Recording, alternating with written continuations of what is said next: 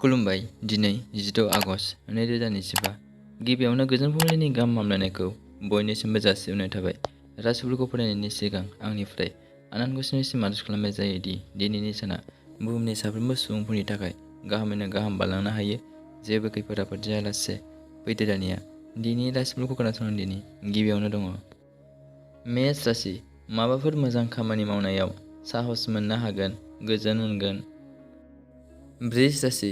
नाजानायनि मोजां फिथाइखौ मोननो हागोन, गोसोखौ गोजोन मोनगोन। मिथुन राशि। जेखि जाया खामानियावनो सहायनो हानाय जानांगोन, साननाया जाफुंनो हागौ। कर्कट राशि। माबाफोर बेराम आजाराव गोग्लैबायनो हागौ, जेरैबो सांग्रां जानानै थानांगोन। सिंह राशि। जेखियानो जाया न'नि गोथार खामानि मावनानै लानो हागोन, साननाय हनाया जाफुंनो हागौ।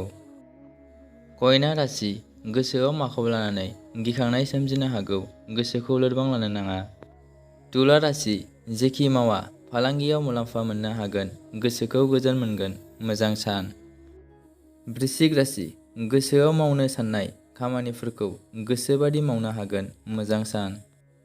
धनु राशि। मोजां रोंगौथि जानो हानायनि मान मोननो हागोन, गोसोआव रंजानाय मोनगोन, मोजां सान।